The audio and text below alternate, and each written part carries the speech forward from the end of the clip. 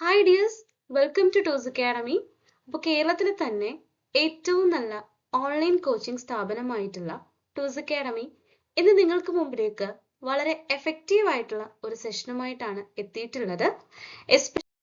ഏറെ പ്രതീക്ഷയോടെ ഏവരും കാത്തിരുന്ന നോട്ടിഫിക്കേഷൻ വന്നാണ് HSA സോഷ്യൽ സയൻസ് എക്സാമിൻ്റെത്. ഉടനെ തന്നെ എക്സാം നോട്ടിഫിക്കേഷൻ വരാൻ സാധ്യതയുണ്ട്. കേട്ടഡ് ക്വാളിഫൈഡ് ആവുക എന്നുള്ളത് വളരെ പ്രാധാന്യം അർഹിക്കുന്ന ഒന്നാണ്, പ്രത്യേകിച്ചും ഈ ഒരു സാഹചര്യത്തിൽ. അതായത് നോട്ടിഫിക്കേഷന് മുമ്പായിട്ട് കേട്ടഡ് ക്വാളിഫൈഡ് ആകാനുള്ള ഒരു സാധ്യതയാണ് അല്ലെങ്കിൽ ഒരു അവസരമാണ് നിങ്ങൾക്ക് മുമ്പിൽ ലഭിക്കുന്നത്. ഈ ഒരു അവസരത്തെ പൂർണ്ണ മനസ്സോട് കൂടിയിട്ട് ഹാർഡ് വർക്കോട് കൂടിയിട്ട് നേടിയെടുത്താൽ നിങ്ങൾക്ക് വളരെ നല്ലൊരു ഗോൾഡൻ ഓപ്പർച്യൂണിറ്റിയാണ് HSA എക്സാം അറ്റൻഡ് ചെയ്യുന്നത് വഴി ലഭിക്കുന്നത്. അപ്പോൾ ഒരുപാട് പ്രാധാന്യവും ഒരുപാട് ഹാർഡ് വർക്കും ആവശ്യമായിട്ടുള്ള ഒരു സമയമാണ്. അപ്പോൾ നിങ്ങളുടെ പരിശ്രമങ്ങളിൽ ടോസ് അക്കാഡമിയുടെ എഫക്റ്റീവ് ആയിട്ടുള്ള ചില കോൺട്രിബ്യൂഷൻസിൽ ഒന്നാണ് ഇന്നത്തെ ക്ലാസ് എന്ന് പറയുന്നത്. ഇന്നത്തെ ക്ലാസ്സിൽ കണ്ടന്റിലേക്ക് പോവുകയാണെങ്കിൽ സിലബസിനെ ഡീറ്റെയിൽ ആയിട്ട് ഒന്ന് അനലൈസ് ചെയ്യുവാണ്. അതായത് history, geography, economics, political science, pedagogy ഇത്രയും ഉൾപ്പെടുന്നതാണ് കേട്ടഡ് കാറ്റഗറി 3 സോഷ്യൽ സയൻസ് എക്സാമിൻ്റെത്. ഹിസ്റ്ററിയെ തന്നെ 3 പാർട്ടായിട്ട് അല്ലെങ്കിൽ 3 മൊഡ്യൂളായിട്ട് തരംതിരിച്ചുകൊണ്ടാണ് സിലബസിൽ ആദ്യമേ കേരള ഹിസ്റ്ററി, പ്രീ ഹിസ്റ്ററി മുതൽ കേരള സ്റ്റേറ്റ് ഫോം ചെയ്യുകയും അതിനുശേഷമുള്ള ഹെൽത്ത്, എഡ്യൂക്കേഷൻ, പ്രോഗ്രസിനെ കുറിച്ചും ഉൾപ്പെടുന്നതാണ്. ഇന്ത്യൻ ഹിസ്റ്ററിയും പ്രീ ഹിസ്റ്ററിക് പീരീഡ് മുതൽ Mughal empire, Delhi sultanate, British power, revolt, അതിനുശേഷം ഇന്റർനാഷണൽ കോൺഗ്രസ് രൂപീകൃതമാകുന്നത്, ഇന്ത്യയിലെ നാഷണൽ മൂവ്മെന്റ്സുകൾ, ഇൻഡിപെൻഡൻസ്, അത് കഴിഞ്ഞിട്ടുള്ള നാട്ടുരാജ്യ സംയോജനം, പിന്നീടുണ്ടാകുന്ന ടെക്നോളജിക്കൽ, എഡ്യൂക്കേഷൻ, സയൻസ്, പ്രോഗ്രസ് ഇത്രയും കാര്യങ്ങളാണ് ഉൾപ്പെടുത്തിയിട്ടുള്ളത്. വേൾഡ് ഹിസ്റ്ററിയിലേക്ക് പോവുകയാണെങ്കിൽ പ്രീ ഹിസ്റ്ററി മുതൽ മോഡേൺ വേൾഡ്, അതായത് modern revolutions, especially American, French, അതുപോലെ തന്നെ അഗ്രേറിയൻ റെവല്യൂഷൻസ്, വേൾഡ് വാർ, അങ്ങനെ ഒരുപാട് കാര്യങ്ങൾ, അതായത് ഹിസ്റ്ററിയിലാണ് ഒരുപാട് കണ്ടന്റ് റിച്ച് ആയിട്ടുള്ള പോർഷൻസ് ഉൾപ്പെടുത്തിയിട്ടുള്ളത്. ഒന്നും നമുക്ക് ഒഴിവാക്കാൻ പറ്റില്ല. ആക്ച്വലി നമുക്കൊരു എക്സാമിൽ ഒരു സിലബസ് കിട്ടുക എന്ന് പറഞ്ഞു കഴിഞ്ഞാൽ ആ സിലബസിനുള്ളിൽ നിന്നും ഏതൊരു ഏരിയയിൽ നിന്നും നമുക്ക് ക്വസ്റ്റ്യൻസ് ഉണ്ടാകും. എന്നിരുന്നാൽ പോലും ചില ഏരിയാസ് എന്ന് പറയുന്നത് വളരെ ഫോക്കസ് ചെയ്തിട്ടായിരിക്കും ക്വസ്റ്റ്യൻസ് വരുന്നത്.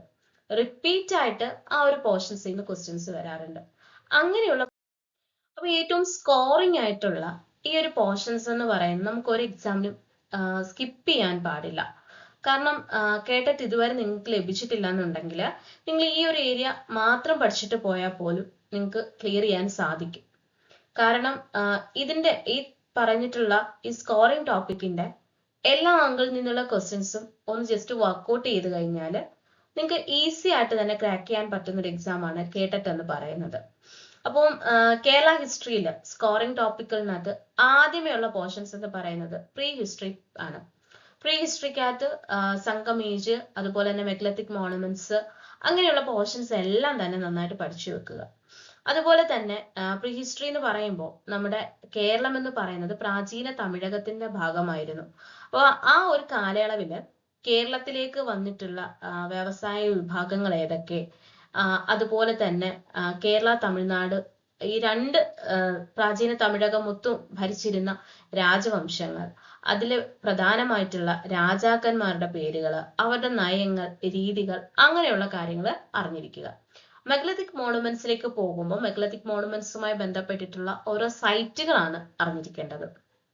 ഇനി resistance against in the British. ഇപ്പൊ കേരളത്തില ബ്രിട്ടീഷുകാരുടെ ഈ ഒരു ബ്രിട്ടീഷ് നാട്ടുവാഴ്ചക്കെതിരെ ഒരുപാട് തരത്തിലുള്ള പ്രക്ഷോഭങ്ങൾ ഉണ്ടായി. അതിലെടുത്തു പറയേണ്ട ഒന്നാണ് മലബാർ കലാപം ഒക്കെ തന്നെ. മലബാർ കലാപം, അതുപോലെ തന്നെ കുറിച്യ റിവോൾട്ടും ഒക്കെ തന്നെ കേരളത്തിൽ നടന്നിട്ടുള്ള കാര്യങ്ങളാണ്. അപ്പം അങ്ങനെയുള്ള പോയിന്റ്സ് ഒരിക്കലും ഒഴിവാക്കരുത്. അപ്പം അത്രയും പോയിന്റ്സുകൾ എങ്ങനെയാണെങ്കിലും നിങ്ങൾ പഠിച്ചു വെക്കാൻ ശ്രമിക്കുക. അതുപോലെ തന്നെ നമ്മുടെ സോഷ്യൽ റീഫോം മൂവ്മെന്റ്സും അതിന്റെ പ്രധാന വ്യക്തിത്വങ്ങളും പഠിച്ചു വെക്കുക, ഇൻക്ലൂഡിങ് പ്രധാനപ്പെട്ട സ്ത്രീ ജനങ്ങളെ കൂടി അതിൽ പരിഗണിക്കുക. ഇനി കേരളത്തിലെ നാഷണൽ മൂവ്മെന്റുകൾ ഏതൊക്കെയെന്നുള്ളതാണ് അതുപോലെ തന്നെ അതായത് ദേശീയ പ്രസ്ഥാന രൂപീകരണത്തെ കുറിച്ചിട്ടുള്ള കാര്യങ്ങളാണ്. പിന്നീട് വന്നിട്ടുള്ള ഒരു കാര്യം ഐക്യ കേരള മൂവ്മെന്റ് ആണ്. അപ്പം ഐക്യ കേരള മൂവ്മെന്റിലേക്ക് നയിച്ച കാര്യങ്ങൾ, ഐക്യ കേരള മൂവ്മെന്റ് രൂപീകൃതമാവുന്നതിന് മുമ്പ് കുറെ കാര്യങ്ങൾ നടന്നിട്ടുണ്ട്. അതിന്റെ എല്ലാം ഓർഡർ അറിഞ്ഞിരിക്കുക.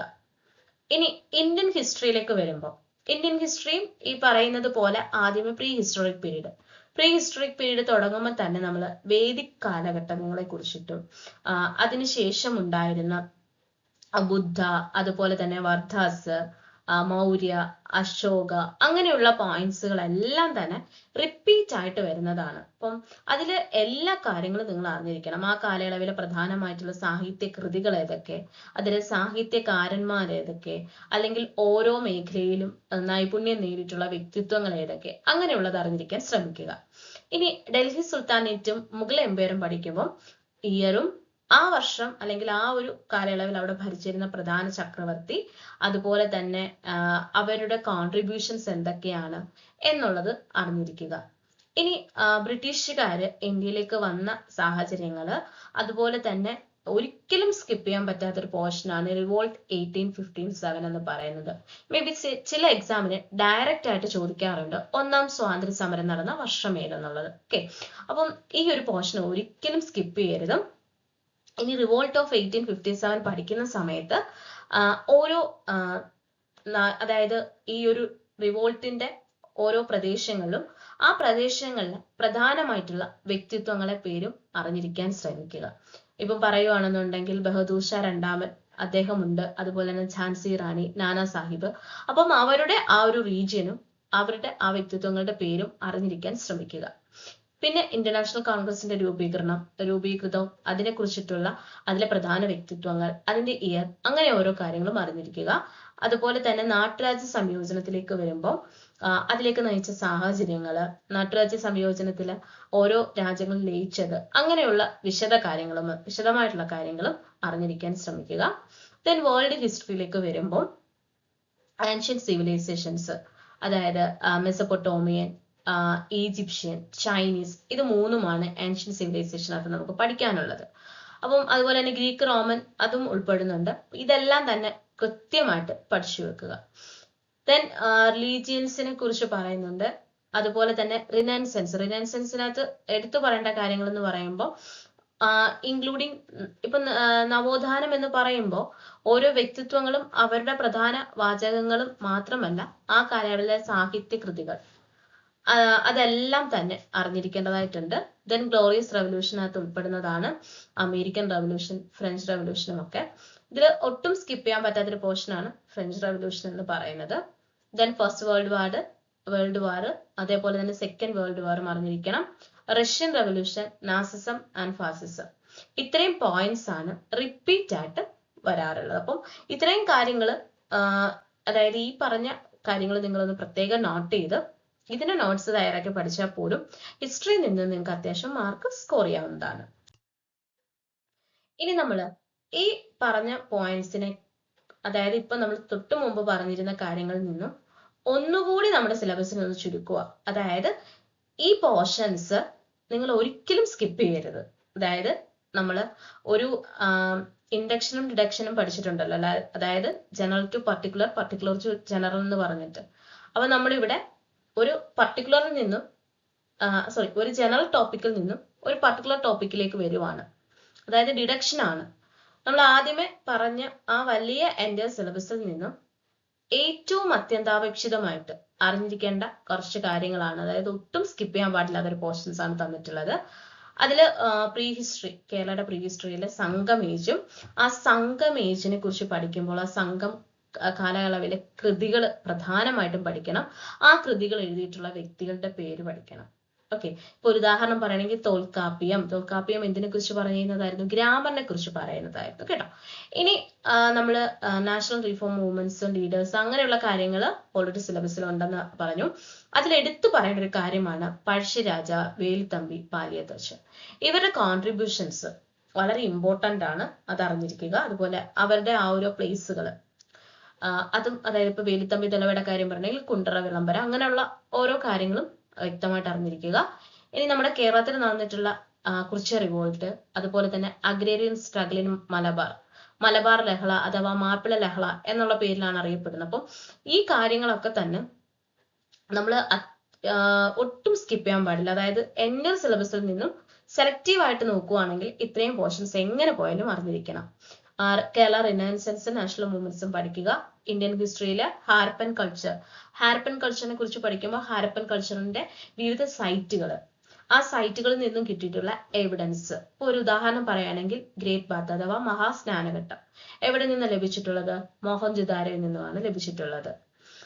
അതുപോലെ തന്നെ പല പ്രദേശങ്ങളുണ്ട്, ലോഥാലുണ്ട്, അങ്ങനെ ഒരുപാട് പ്രദേശങ്ങൾ ഈ ഹാരപ്പൻ കൾച്ചർ, ഇൻഡസ് വാലി സിവിലൈസേഷനുമായി ബന്ധപ്പെട്ട് കിടപ്പുണ്ട്. എന്നാൽ ഈ ഹാരപ്പൻ കൾച്ചർ അഥവാ ഇൻഡസ് വാലി സിവിലൈസേഷൻ എന്ന് പറയുന്നത് പൂർണ്ണമായിട്ടും ഇന്ന് ഇന്ത്യയിലല്ല, പാകിസ്ഥാന്റെ വിവിധ പ്രദേശങ്ങളും കൂടി അതിനകത്ത് ഉൾപ്പെടുന്നുണ്ട്. ഇനി ഡൽഹി സുൽത്താനേറ്റ്, അതുപോലെ തന്നെ മുഗൾ എംപയർ, റിവോൾട്ട് ഓഫ് 1857 സ്കിപ്പ് ചെയ്യാനേ പാടില്ല, അറിഞ്ഞിരിക്കേണ്ട, അതായത് എല്ലാ ടൈപ്പ് ക്വസ്റ്റ്യൻസും ഈ ഒരു പോർഷൻസിൽ നിന്ന് നോക്കി വെക്കുക. Egypt, Mesopotamia, Chinese, Greek, Roman. World ഹിസ്റ്ററിയിൽ ഒരു വർഷം പോലും ഈ ഒരു പോർഷനിൽ നിന്ന് ക്വസ്റ്റ്യൻ ഇല്ലാതിരിക്കത്തില്ല. എല്ലാ വർഷവും ഈ ഒരു പോർഷൻസ് ഉൾപ്പെടുത്താറുണ്ട്. അതുപോലെ തന്നെ റെവല്യൂഷൻസ്, നിങ്ങൾക്ക് അത്രയും റെവല്യൂഷൻസ് പഠിക്കാൻ ടഫാണെന്ന് തോന്നുവാണെങ്കിൽ മാത്രം ഫ്രഞ്ച് റെവല്യൂഷൻ പഠിക്കുക. ഫ്രഞ്ച് റെവല്യൂഷൻ പഠിക്കുമ്പോൾ ഫ്രഞ്ച് റെവല്യൂഷനുമായി ബന്ധപ്പെട്ടിട്ടുള്ള എല്ലാ കാര്യങ്ങളും, ഇപ്പോൾ ഉദാഹരണം പറയുകയാണെങ്കിൽ ടെന്നിസ്കോട്ടോത്ത്, അങ്ങനെയുള്ള കാര്യങ്ങൾ, നെപ്പോളിയൻ ബൊണാപ്പാർട്ട്, ഇതെല്ലാം തന്നെ ഫ്രഞ്ച് റെവല്യൂഷനുമായി ബന്ധപ്പെട്ടിട്ടുള്ളതാണ്. ഇനി ഫ്രഞ്ച് വിപ്ലവത്തിന്റെ സ്വാതന്ത്ര്യം, സമത്വം, സാഹോദര്യം, അങ്ങനെയുള്ള കാര്യങ്ങൾ പോലും സ്കിപ്പ് ചെയ്യാൻ പാടില്ല. A to Z കാര്യങ്ങൾ അറിഞ്ഞിരിക്കുക. അതുപോലെ തന്നെയാണ് റഷ്യൻ റെവല്യൂഷനും. അപ്പൊ നമ്മൾ ഓൾറെഡി പറഞ്ഞു, ഹിസ്റ്ററിയിൽ നിന്ന് നമുക്ക് മൊത്തത്തിൽ 15 മാർക്കാണ് സ്കോർ ചെയ്യാൻ പറ്റുന്നത്. മുൻ വർഷങ്ങളിൽ നടന്നിട്ടുള്ള എക്സാം ക്വസ്റ്റ്യൻ പേപ്പർ നോക്കുകയാണെങ്കിൽ കേരള ഹിസ്റ്ററിയിൽ നിന്നും 5 മാർക്കിനുള്ള ക്വസ്റ്റ്യൻസ് ആണ് വന്നിട്ടുള്ളത്. ഇന്ത്യൻ ഹിസ്റ്ററിയിൽ നിന്നും 5 മാർക്കിനുള്ള ക്വസ്റ്റ്യൻസ് വന്നിട്ടുണ്ട്. അതുപോലെ തന്നെ വേൾഡ് ഹിസ്റ്ററിയിൽ നിന്നും 5 മാർക്കിനുള്ള ക്വസ്റ്റ്യൻസ് വന്നിട്ടുണ്ട്. അപ്പൊ ടോട്ടൽ 15 മാർക്ക് എന്ന് പറയുമ്പോൾ ഓരോ മൊഡ്യൂളിലേക്കും 5 മാർക്ക് വീതമാണ് പോകുന്നത്. ഇനി അടുത്തതായിട്ട് നമ്മൾ ഈ സ്കോറിംഗ് ടോപ്പിക്കിൽ നിന്നുള്ള ചില ക്വസ്റ്റ്യൻസ് ആണ് നോക്കാൻ പോകുന്നത്. അതിൽ ആദ്യത്തേതാണ് ടെന്നിസ്കോട്ടോത്ത് എന്ന് പറയുന്നത്. അപ്പൊ ടെന്നിസ്കോട്ടോത്ത് എന്തുമായി ബന്ധപ്പെട്ടിട്ടാണ്? ഫ്രഞ്ച് റെവല്യൂഷനുമായി ബന്ധപ്പെട്ടിട്ടാണ്. അപ്പോൾ ഫ്രഞ്ച് റെവല്യൂഷനുമായി ബന്ധപ്പെട്ടിട്ടുള്ള മറ്റ് ഇൻസിഡന്റിൽ പ്രധാനമാണ് estate general convent May 5th, 1789. ടെന്നിസ്കോട്ടോത്തിന്റെ ഡേറ്റ് എന്ന് പറയുന്നത് 1789 June 20 ആണ്. അതുപോലെ തന്നെ ബാസ്റ്റിയൻ കോട്ടയുടെ പതനം അല്ലെങ്കിൽ സ്റ്റോമിംഗ് ഓഫ് ബാസ്റ്റൽ എന്ന് പറയുന്നത് July 14, 1789 ആണ്. അതുപോലെ വളരെ ഇമ്പോർട്ടന്റ് ആയിട്ടുള്ള മറ്റൊരു ഇൻസിഡന്റ് ആണ് declaration of right of men and citizen August 26, 1789 എന്ന് പറയുന്നത്. അടുത്തത് നമ്മുടെ ഇന്ത്യൻ ഹിസ്റ്ററിയിൽ വളരെ ഇമ്പോർട്ടന്റ് ആയിട്ടുള്ള ഒരു ടോപ്പിക്കാണ് ഇൻഡസ് വാലി സിവിലൈസേഷൻ അല്ലെങ്കിൽ ഹാരപ്പൻ സിവിലൈസേഷൻ എന്ന് പറയുന്നത്. അപ്പൊ ഇതിൽ എടുത്തു പറയേണ്ട കുറച്ച് പോർഷനിൽ ഒന്നാണ് ഗ്രേറ്റ് ബാത്ത് എന്ന് പറയുന്നത്, മഹാസ്നാനഘട്ടം. അപ്പൊ മഹാസ്നാനഘട്ടം എവിടെ നിന്നാണ് ഡിസ്കവർ ചെയ്തിട്ടുള്ളത്? മോഹൻജൊദാരോയിലാണ് മഹാസ്നാനഘട്ടം അല്ലെങ്കിൽ ഗ്രേറ്റ് ബാത്ത് സ്ഥിതി ചെയ്യുന്നത്. അടുത്തത് റിനൈസൻസുമായി ബന്ധപ്പെട്ടിട്ടുള്ള ഒരു ക്വസ്റ്റ്യൻ ആണ്. Identify organisation founded by Vaikunda Swamikal. അപ്പോൾ വൈകുണ്ഠ സ്വാമികളുടെ ഓർഗനൈസേഷൻ ഏതാണെന്നുള്ളതാണ്. സമത്വ സമാജമാണ് അദ്ദേഹം സ്ഥാപിച്ചിട്ടുള്ള ഓർഗനൈസേഷൻ എന്ന് പറഞ്ഞത്. അപ്പം വൈകുണ്ഠ സ്വാമികളുടെ മറ്റൊരു പേരാണ് മുടിച്ചിടും പെരുമാൾ എന്ന പേരിൽ അദ്ദേഹം അറിയപ്പെടുന്നുണ്ട്.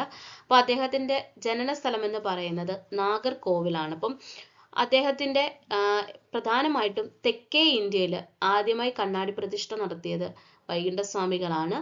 അതുപോലെ തന്നെ തിരുവിതാംകൂറിലെ ഭരണത്തെ നീചന്റെ ഭരണമെന്ന്, അതുപോലെ തന്നെ ബ്രിട്ടീഷ് ഭരണത്തെ വെണ്ണീച ഭരണമെന്നും അദ്ദേഹം വിശേഷിപ്പിച്ചു. അയ്യാവഴി എന്ന ചിന്താ പദ്ധതി വികസിപ്പിച്ചെടുത്തതും അദ്ദേഹമാണ്. അപ്പൊ അദ്ദേഹത്തിന്റെ സ്ഥാപനം അല്ലെങ്കിൽ അദ്ദേഹം സ്ഥാപിതമാക്കിയതാണ് സമത്വ സമാജം എന്ന് പറയുന്നത്.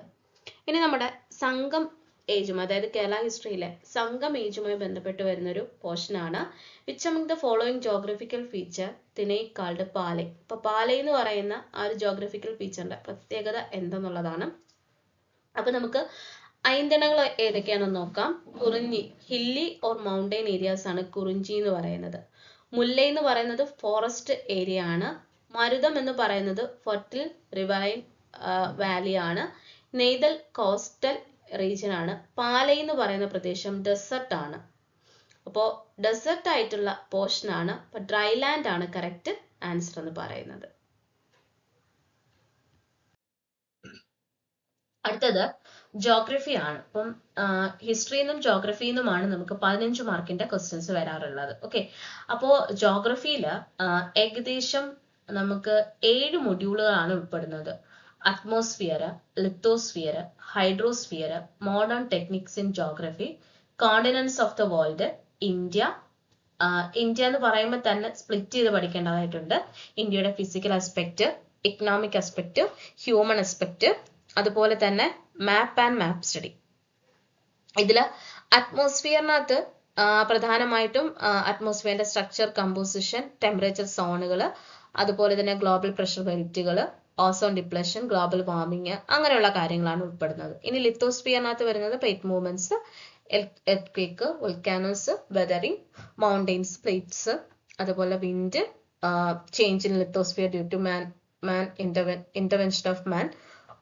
ഹൈഡ്രോസ്ഫിയറിൽ വരുന്നത് distribution of water, movements of ocean water, waves, tides, currents, underground water, rain water harvesting. Modern techniques in ജോഗ്രഫിയിൽ റിമോട്ട് സെൻസിങ്ങും ജോഗ്രഫിക് ഇൻഫർമേഷൻ സിസ്റ്റവുമാണ് ഉൾപ്പെടുന്നത്. ഇനി കോണ്ടിനെന്റ്സ് ഓഫ് ദ വേൾഡിനകത്ത് ഓരോ കോണ്ടിനെന്റിന്റെ ഫിസിയോഗ്രഫി, അതുപോലെ തന്നെ climate, vegetation, soil, minerals, agriculture, industries. ഇനി ഇന്ത്യയുടെ ഫിസിക്കൽ ആസ്പെക്ടിനകത്ത് location, physiography, climate, drainage, soil and വെജിറ്റേഷനുമാണ് ഉൾപ്പെടുന്നത്. ഇക്കണോമിക് ആസ്പെക്ടിനകത്ത് major crops, agriculture, industry and transport. ഇനി ഹ്യൂമൻ ആസ്പെക്ടിനകത്ത് വരുന്നത് population distribution, density, growth and sex ratio, അതുപോലെ തന്നെ മൈഗ്രേഷൻ ആൻഡ് സെറ്റിൽമെന്റുമാണ് ഉൾപ്പെടുന്നത്. ഇനി മാപ്പ് ആൻഡ് മാപ്പ് സ്റ്റഡിയിലേക്ക് വരുമ്പോൾ മാപ്പിന്റെ scale, direction, convention, signs, symbols, latitude, longitude, time and globe, topographical map, ഇങ്ങനെയുള്ള കാര്യങ്ങളുമാണ് ഇതിനകത്ത് ഉൾപ്പെടുന്നത്. അപ്പൊ ഇത്രയുമാണ് എൻറ്റയർ സിലബസ്. ഇനി ഇതിനകത്ത് എങ്ങനെ നമുക്ക് പഠിച്ചു കഴിഞ്ഞാൽ ഈ ഒരു കേട്ട് ക്വാളിഫൈഡ് ആകും, അല്ലെങ്കിൽ അങ്ങനെ നമ്മൾ ഇമ്പോർട്ടൻസ് കൊടുത്ത് പഠിക്കേണ്ട കുറച്ച് പോർഷൻസിലേക്ക് പോവാം.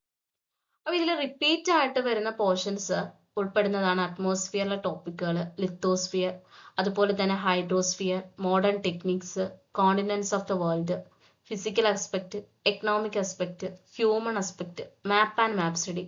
ഇതെല്ലാം തന്നെ നമുക്ക് അത്യാവശ്യമാണ്. അതായത് ഈ ഒരു 15 മാർക്ക് നമുക്ക് നേടണം എന്നുണ്ടെങ്കിൽ ഈ എല്ലാ മൊഡ്യൂളും നമ്മൾ അത്യാവശ്യം അറിഞ്ഞിരിക്കേണ്ടതാണ്. അതിൽ തന്നെ സെലക്റ്റീവ് ആയിട്ട് പഠിക്കുകയാണെന്നുണ്ടെങ്കിൽ ഏതൊക്കെയാണ് പ്രധാന ടോപ്പിക്കുകൾ എന്ന് പറഞ്ഞു കഴിഞ്ഞാൽ, അറ്റ്മോസ്ഫിയറിന്റെ സ്ട്രക്ചർ ആൻഡ് കമ്പോസിഷൻ റിപ്പീറ്റ് ആയിട്ട് ചോദിക്കാറുണ്ട്. അതുപോലെ തന്നെ പ്രഷർ ബെൽറ്റുകൾ, ടെമ്പറേച്ചർ സോണുകൾ, അത് നമുക്ക് വളരെ പ്രാധാന്യം കൊടുത്ത് തന്നെ പഠിക്കേണ്ടതാണ്. പിന്നെ ലിത്തോസ്ഫിയറിലേക്ക് വരുവാണെന്നുണ്ടെങ്കിൽ ലിത്തോസ്ഫിയറിൽ ഇന്റീരിയർ ഓഫ് ദി എർത്ത് എല്ലാ വർഷവും ചോദിക്കാറുള്ളതാണ്. അതുപോലെ തന്നെ പ്ലേറ്റ് മൂവ്മെന്റ്സ്, എർത്ത്ക്വേക്ക്, വോൾക്കാനോസ്, ആ ഒരു കാര്യങ്ങളും പഠിക്കുക.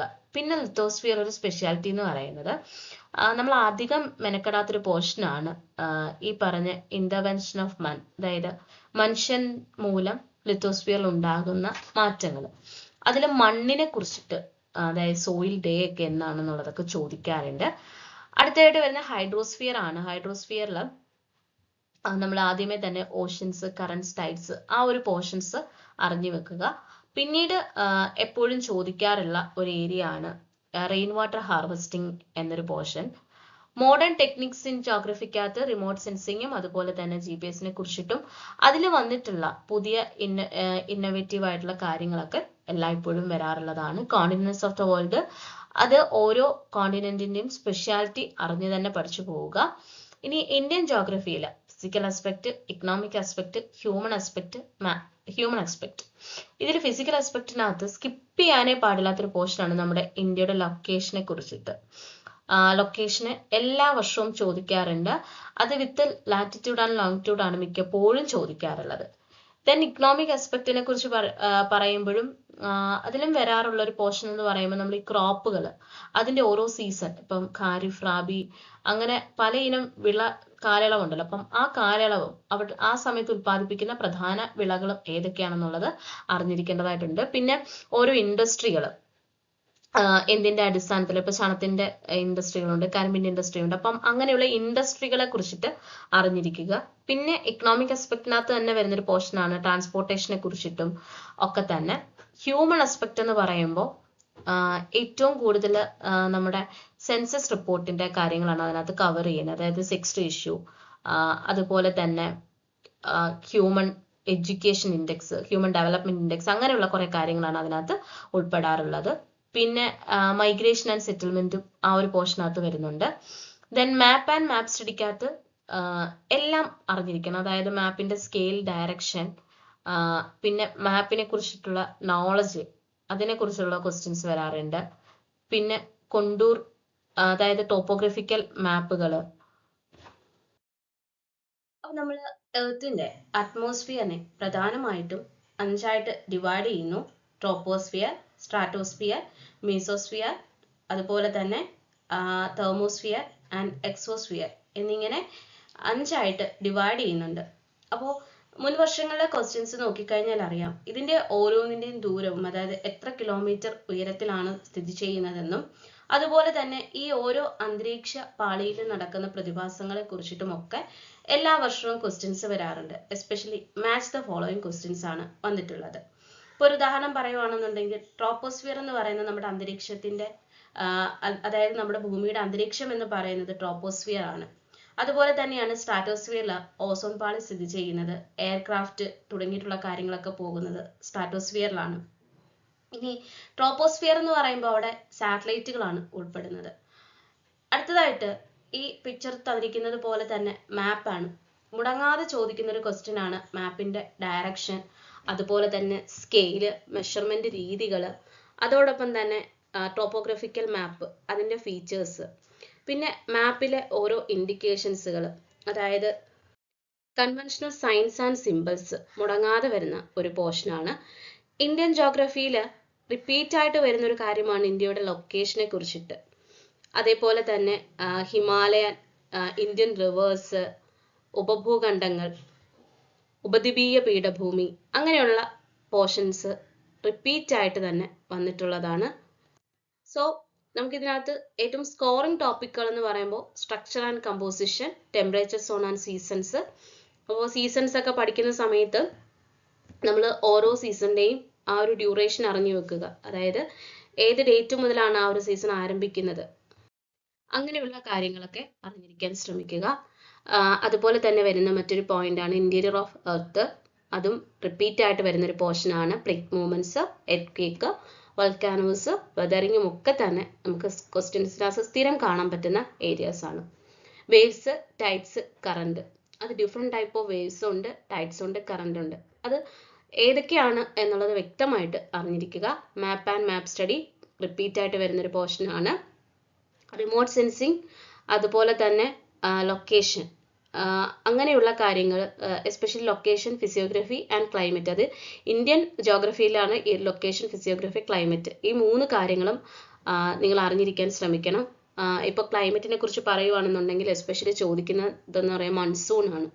മൺസൂൺ കാലയളവ്, ഏതൊക്കെ ടൈപ്പ് മൺസൂൺ ഉണ്ട്, അത് എങ്ങനെയൊക്കെയാണ് എന്നുള്ളതിനെ കുറിച്ചിട്ടാണ് ചോദിക്കാറുള്ളത്.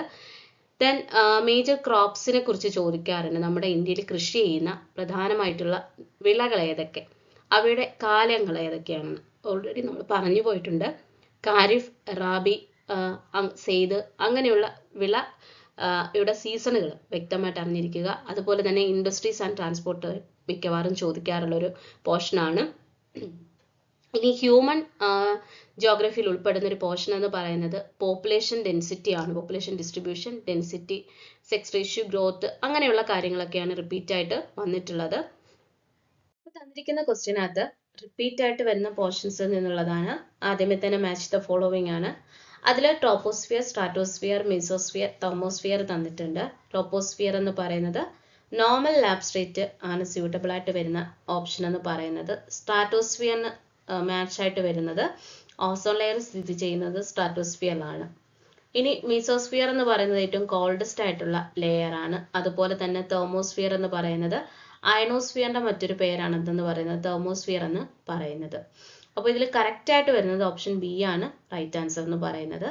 ഇനി നീപ് ടൈഡ്സ് ഒക്യൂർ എന്നുള്ളതാണ്. ഇപ്പൊ നീപ് ടൈഡ് എന്ന് പറയുന്നത് വേലിയേറ്റമാണ്. ഇപ്പൊ വേലിയേറ്റം സംഭവിക്കുന്നത് എപ്പോഴാണെന്നുള്ളതാണ്. ഫുൾ മൂൺ ഡേയ്സ്, അതായത് പൂർണ്ണചന്ദ്രൻ ഉള്ള ദിവസങ്ങളിൽ. ന്യൂ മൂൺ എന്ന് പറയുന്നത് അമാവാസിയാണ്. അതല്ലെങ്കിൽ ഫുൾ മൂണിനും ന്യൂ മൂണിനും കഴിഞ്ഞിട്ടുള്ള 7 ദിവസത്തിനുള്ളിൽ, അല്ലെന്നുണ്ടെങ്കിൽ സ്പ്രിംഗ് ടൈഡ് സംഭവിച്ചു 14 ദിവസത്തിനുള്ളിൽ എന്നുള്ളതാണ്. അപ്പോൾ കറക്റ്റ് ആൻസർ എന്ന് പറയുന്നത് 7 days later ആണ്. അതായത് ഫുൾ മൂൺ അല്ലെങ്കിൽ ന്യൂ മൂൺ ഉണ്ടായി 7 ദിവസം കഴിയുമ്പോഴാണ് നീപ് ടൈഡ് അതായത് വേലിയേറ്റം സംഭവിക്കാറുള്ളത്. ഇനി ന്യൂ മൂൺ അമാവാസി ദിവസങ്ങളിൽ സ്പ്രിംഗ് ടൈഡ് ആണ്. സ്പ്രിംഗ് ടൈഡ് എന്ന് പറയുമ്പോൾ വേലിയിറക്കമാണ്. ഇനി 14 ദിവസം അതായത് അമാവാസിക്ക് ശേഷം 14 ദിവസം കഴിഞ്ഞിട്ടും എന്ത് സംഭവിക്കാറുണ്ട്? പൂർണ്ണചന്ദ്രന് ശേഷം 14 ദിവസം കഴിഞ്ഞിട്ടും സ്പ്രിംഗ് ടൈഡ് ഒക്യൂർ ചെയ്യാറുണ്ട്. അടുത്തൊരു പോർഷനാണ് എക്കണോമിക്സ്. എക്കണോമിക്സിന് ടോട്ടൽ 10 ക്വസ്റ്റ്യൻസ് ആണ് എക്സ്പെക്ട് ചെയ്യുന്നത്. അപ്പോൾ ഇതിൽ ആകെയുള്ള മൊഡ്യൂൾ എന്ന് പറയുന്നത് 5 മൊഡ്യൂൾസ് ആണ്. അപ്പോൾ ഈ മൊഡ്യൂളിനകത്ത് നിന്നും ഏകദേശം നമുക്കൊരു 2 മാർക്ക് വീതമുള്ള ക്വസ്റ്റ്യൻസ് എക്സ്പെക്ട് ചെയ്യാം. എക്കണോമിക് ഗ്രോത്ത് ആൻഡ് ഡെവലപ്മെന്റിനകത്ത് ഉൾപ്പെടുന്ന പോർഷൻസ് ആണ് characteristics of growth and development, human development ഇൻഡെക്സും കമ്പോണൻസും സസ്റ്റൈനബിൾ ഡെവലപ്മെന്റും. ഇനി sectors, issues and challenge, India and Kerala. അതിൽ പ്രൈമറി, സെക്കൻഡറി, ടെർഷ്യറി സെക്ടേഴ്സ് ആണ് ഉൾപ്പെടുന്നത്. ഇനി ഈ ഓരോ സെക്ടേഴ്സിന്റെ നാഷണൽ ഇൻകത്തിലേക്കുള്ള കോൺട്രിബ്യൂഷനും പ്രൈവറ്റ്, പബ്ലിക്, ജോയിന്റ് സെക്ടറിന്റെ റോളും ഫുഡ് സെക്യൂരിറ്റി തുടങ്ങിയിട്ടുള്ള കാര്യങ്ങളാണ് ഇതിൽ ഉൾപ്പെടുന്നത്. ഇക്കണോമിക് സിസ്റ്റം ആൻഡ് സ്റ്റേറ്റ് ഫിനാൻസിൽ ക്യാപിറ്റലിസം, സോഷ്യലിസം, മിക്സഡ് എക്കണോമി, അതുപോലെ തന്നെ classification of government revenue and expenditure, budget, അങ്ങനെയുള്ള കാര്യങ്ങളാണ് പ്രധാനമായിട്ടും ഉൾപ്പെടുന്നത്. മണി ആൻഡ് ഫിനാൻഷ്യൽ സിസ്റ്റത്തിനകത്ത് നമ്മുടെ ഇന്ത്യയുടെ ഫിനാൻഷ്യൽ സിസ്റ്റത്തെ കുറിച്ചിട്ടും ബാങ്കിങ് രീതികളെ കുറിച്ചിട്ടും nationalisation of bank, development bank, especially RBIയുടെ കുറേയേറെ പോയിന്റ്സ് അതിനകത്ത് വരുന്നുണ്ട്. അതുപോലെ തന്നെയാണ് ഗ്ലോബലൈസേഷൻ എടുക്കുകയാണെന്നുണ്ടെങ്കിൽ ഗ്ലോബലൈസേഷൻ, ലിബറലൈസേഷൻ, പ്രൈവറ്റൈസേഷൻ, അതുപോലെ multinational companies, foreign capital, different type, international economic institutions ആയിട്ടുള്ള IMF, IBRD, GATT, World Trade Organization, Asian Development Bank, ഇത്രയും കാര്യങ്ങളാണ് ഇതിൽ പ്രധാനമായിട്ടും ഉൾപ്പെടുന്നത്. ഓക്കെ, അപ്പോൾ ഇതിനകത്ത് എളുപ്പം, അതായത് നിങ്ങൾക്ക് പെട്ടെന്ന് ക്രാക്ക് ചെയ്യാൻ പറ്റുന്നതും അതുപോലെ തന്നെ അത്യാവശ്യം സ്കോർ ചെയ്യാൻ പറ്റുന്നതുമായിട്ടുള്ള പോർഷൻസ് ആണ് എക്കണോമിക് ഗ്രോത്ത് ആൻഡ് ഡെവലപ്മെന്റ്. അതുപോലെ തന്നെയാണ് sectors, especially primary, secondary, tertiary sector. അതിൽ ഓരോ സെക്ടറിലും ഇപ്പോൾ പ്രൈമറി സെക്ടർ ആണെന്നുണ്ടെങ്കിൽ പ്രാധാന്യം കൊടുക്കുന്നത് കൃഷിക്കാണ്. സെക്കൻഡറി സെക്ടർ ആണെന്നുണ്ടെങ്കിൽ അവിടെ പ്രാധാന്യം വ്യവസായത്തിനും അതുപോലെ തന്നെ നിർമ്മാണ മേഖലയ്ക്കുമാണ്. ഇനി ടെർഷ്യറി സെക്ടർ എന്ന് പറയുന്നത് സേവന മേഖലയാണ് അതിൽ ഉദ്ദേശിക്കുന്നത്. അപ്പോൾ ഇതിൽ ഓരോ സെക്ടറിലും ഉൾപ്പെട്ട തൊഴിലുകൾ ഏത് എന്നുള്ളത് വ്യക്തമായിട്ട് അറിഞ്ഞിരിക്കാൻ ശ്രമിക്കുക. പിന്നെ നമ്മുടെ ഇന്ത്യൻ ഫിനാൻഷ്യൽ സിസ്റ്റത്തെ കുറിച്ചിട്ടുള്ളൊരു ഓവർവ്യൂ, അതുപോലെ തന്നെ money and financial system, globalisation, ഇത്രയുമാണ് ഈ ഒരു പോർഷനിൽ നിന്നും എല്ലായ്പ്പോഴും റിപ്പീറ്റ് ആയിട്ട് ചോദിക്കുന്നത്. ഇനി അതിൽ തന്നെ ഏറ്റവും സ്കോറിംഗ് ടോപ്പിക്കുകൾ എന്ന് പറയുന്നത് എക്കണോമിക്സ് പഠിക്കുമ്പോൾ നിങ്ങൾ ഒരിക്കലും സ്കിപ്പ് ചെയ്യരുത്. അതുപോലെ തന്നെ ഈ പോർഷൻസ് പഠിച്ചു കഴിഞ്ഞാൽ നിങ്ങൾക്ക് ഈസി ആയിട്ട് ഈ 10 മാർക്ക് സ്കോർ ചെയ്യാൻ പറ്റും. Sectors of the economy, food security, India and Kerala. നമ്മുടെ ഇന്ത്യയിലും കേരളത്തിലും നിലവിൽ നടപ്പിലാക്കി വരുന്ന പലതരത്തിലുള്ള ഫുഡ് സെക്യൂരിറ്റി പദ്ധതികളുണ്ട്. ആ പദ്ധതികൾ വളരെ കറക്റ്റായിട്ട് ആ പദ്ധതികൾ ആരംഭിച്ചത് എന്തിനാണ്? ഇപ്പോൾ ഒരു ഉദാഹരണം പറയുകയാണെങ്കിൽ അന്നപൂർണ, അന്ത്യോദയ അന്നയോജന, അങ്ങനെയുള്ള പദ്ധതികൾ, അതുപോലെ തന്നെ സ്ത്രീകൾക്കും കുട്ടികൾക്കുമായിട്ട് നടക്കുന്ന പദ്ധതികളൊക്കെ തന്നെ കറക്റ്റായിട്ട് പഠിച്ചു വെക്കുക.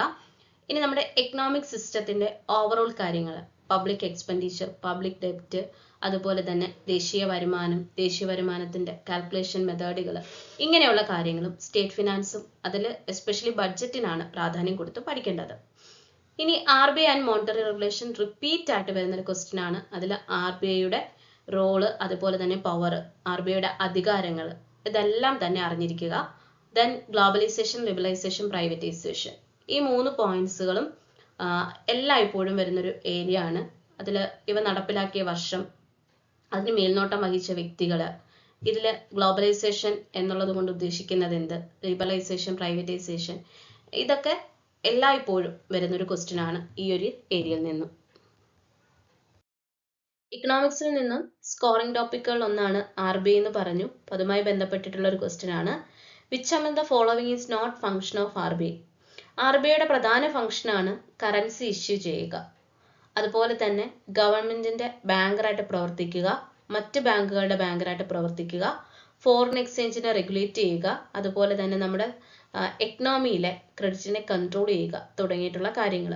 അപ്പോൾ ഇതിൽ RBIയുടെ ഫംഗ്ഷൻ അല്ലാത്ത ഒന്നാണ് അക്സെപ്റ്റിംഗ് ഡിമാൻഡ് ഡെപ്പോസിറ്റ്. സാധാരണ ബാങ്കുകളുടെ, അതായത് നമ്മുടെ നാട്ടിലുള്ള വാണിജ്യ ബാങ്കുകളുടെ അല്ലെങ്കിൽ നാഷണലൈസ്ഡ് ബാങ്കുകൾ മാത്രമാണ് ഡെപ്പോസിറ്റുകൾ അക്സെപ്റ്റ് ചെയ്യുന്നത്, എസ്പെഷ്യലി ഡിമാൻഡ് ഡെപ്പോസിറ്റുകൾ അക്സെപ്റ്റ് ചെയ്യുന്നത്. പൊളിറ്റിക്കൽ സയൻസ് ഹിസ്റ്ററി പോലെ തന്നെ ഒരുപാട് കണ്ടന്റ് റിച്ച് ആയിട്ടുള്ള ഒരു മൊഡ്യൂളാണ് പൊളിറ്റിക്കൽ സയൻസ്. 10 മാർക്കിന്റെ ക്വസ്റ്റ്യൻസ് ആണ് പൊളിറ്റിക്കൽ സയൻസിൽ നിന്നും വരാൻ സാധ്യതയുള്ളത്. അപ്പോൾ അതിന്റെ സിലബസ് എന്ന് പറയുമ്പോൾ democracy, Indian constitution, local self government, politics in India, human right, international organisations, ഇത്രയുമാണ് സിലബസിൽ ഉൾപ്പെടുന്നത്. ഇതിൽ ഓരോ മൊഡ്യൂൾ വൈസ് എടുക്കുകയാണെന്നുണ്ടെങ്കിൽ ആദ്യമേ തന്നെ ഇമ്പോർട്ടൻസ് കൊടുത്ത് പഠിക്കേണ്ട ഒരു പോർഷനാണ് ഡെമോക്രസിയെ കുറിച്ചിട്ട്.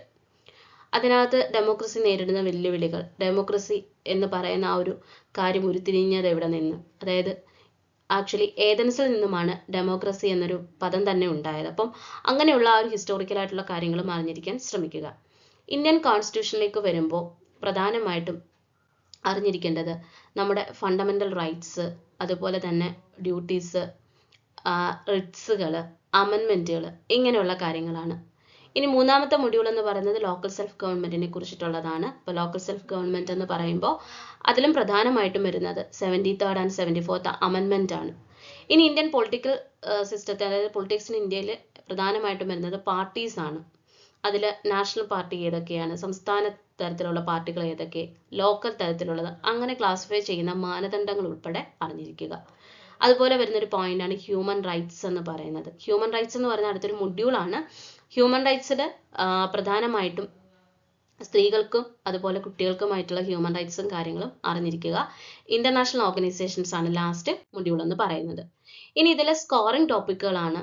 ആദ്യം നമ്മൾ പറഞ്ഞു കോൺസ്റ്റിറ്റ്യൂഷൻ ഓഫ് ഇന്ത്യ. അതിൽ കോൺസ്റ്റിറ്റ്യൂന്റ് അസംബ്ലി മുതൽ എല്ലാ കാര്യങ്ങളും, ആക്ച്വലി കോൺസ്റ്റിറ്റ്യൂഷന്റെ ഒരു പോർഷനും സ്കിപ്പ് ചെയ്യാൻ പാടില്ല, എല്ലാ പോയിന്റ്സും പഠിച്ചു വെക്കുക. അതായത് constituent assembly, preamble, fundamental rights, duties, directive principles of state policy, federal and unitary features, division of powers, അമെൻമെന്റ്, ഇതെല്ലാം ഈച്ച് ആൻഡ് എവറി പോയിന്റ് വളരെ കറക്റ്റ് ആയിട്ട് അറിഞ്ഞിരിക്കുക. അതിൽ ഓരോ ഫണ്ടമെന്റൽ റൈറ്റ്സ് പഠിക്കുമ്പോഴും അത് ഏത് സെക്ഷൻ ആണെന്നുള്ളത് വളരെ കറക്റ്റ് ആയിട്ട് പഠിച്ചു പോവുക. പാർലമെന്റ് ആൻഡ് സ്റ്റേറ്റ് ലെജിസ്ലേച്ചർ ആണ് അടുത്ത സ്കോറിംഗ് ടോപ്പിക് എന്ന് പറയുന്നത്. അതുപോലെ president, vice president, governor, prime minister, chief minister, council of ministers, ഇവരുടെ ഡ്യൂട്ടീസ്, ഇവരുടെ നിയമന കാലയളവ്, ഇങ്ങനെയുള്ള കാര്യങ്ങൾ വളരെ കറക്റ്റ് ആയിട്ട് അറിഞ്ഞു വെക്കുക. പഞ്ചായത്ത് രാജ് ആൻഡ് നഗരപാലിക സിസ്റ്റം, അതിൽ ഓൾറെഡി ഞാൻ പറഞ്ഞു ആ ഒരു അമെൻമെന്റ് എന്നുള്ളത് കറക്റ്റ്, അതായത് 73rd and 74th അമെൻമെന്റും അങ്ങനെയുള്ള ഡീറ്റെയിൽസ് അറിഞ്ഞിരിക്കുക.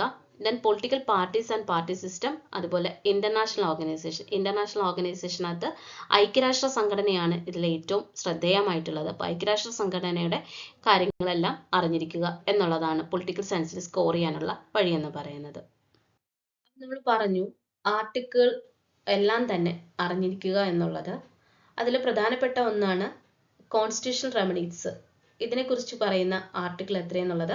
അപ്പോൾ ആർട്ടിക്കിൾ 32 ആണ് നമ്മുടെ ഇന്ത്യൻ കോൺസ്റ്റിറ്റ്യൂഷൻ. ആർട്ടിക്കിൾ 32 പ്രകാരം ഗ്യാരണ്ടി ചെയ്യുന്നുണ്ട് ഏതൊരു വ്യക്തിക്കും, അതായത് every citizen the right to constitutional remedies which include equality before the law and equal protection of law. അതായത് നിയമത്തിന് മുന്നിൽ എല്ലാവരും തുല്യരാണ്, അതുപോലെ തന്നെ നിയമത്തിന്റെ സംരക്ഷണം എല്ലാവർക്കും തുല്യമായി ഉറപ്പുവരുത്തുന്നു. ഇതിനെക്കുറിച്ച് പറയുന്നത് ആർട്ടിക്കിൾ 32 ആണ്.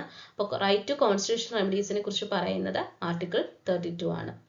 അപ്പോൾ നമ്മൾ ഓൾറെഡി പറഞ്ഞിരുന്നു പഞ്ചായത്ത് രാജ് ഇൻസ്റ്റിറ്റ്യൂഷൻസിനെ കുറിച്ച് പഠിക്കുമ്പോൾ അമെൻമെന്റ് ഏതൊക്കെയാണെന്നുള്ളത് അറിഞ്ഞിരിക്കണം എന്നുള്ളത്. അപ്പോൾ ഇതിൽ തന്നിട്ടുണ്ട്. പഞ്ചായത്ത് രാജ് ഇൻസ്റ്റിറ്റ്യൂഷനുമായി ബന്ധപ്പെട്ടിട്ടുള്ള അമെൻമെന്റ് എന്ന് പറയുന്നത് 73rd അമെൻമെന്റ് ആണ്. 1992 ഈ ഒരു അമെൻമെന്റ് വന്നത്. എന്തിനു വേണ്ടിയിട്ടാണെന്ന് വെച്ച് കഴിഞ്ഞാൽ റൂറൽ ലോക്കൽ സെൽഫ് ഗവൺമെന്റിന് വേണ്ടിയിട്ടാണ് ഈ ഒരു അമെൻമെന്റ് നിലവിൽ വന്നത്. അപ്പോൾ ഇനി അടുത്ത 30 മാർക്കിന് വേണ്ടിയിട്ടുള്ള പെഡഗോഗിയിലെ പ്രധാന ടോപ്പിക്കുകളാണ് നമ്മൾ നോക്കാൻ പോകുന്നത്. അതിൽ സ്കോറിംഗ് ടോപ്പിക്കുകൾ എന്ന് പറയുമ്പോൾ ആദ്യമേ തന്നെ ടാക്സോണമി വളരെ വിശദമായിട്ട് അറിഞ്ഞിരിക്കുക. അതിൽ ടാക്സോണമിയുടെ objective, specific outcome, learning pedagogical, അങ്ങനെയുള്ള കാര്യങ്ങൾ പഠിച്ചു വെക്കുക. Methods, approach, principles of instructions, traditional versus modern, അതുപോലെ തന്നെ learning resource and co curricular activities, basic requirement of learning, process skill, pre request and student skill.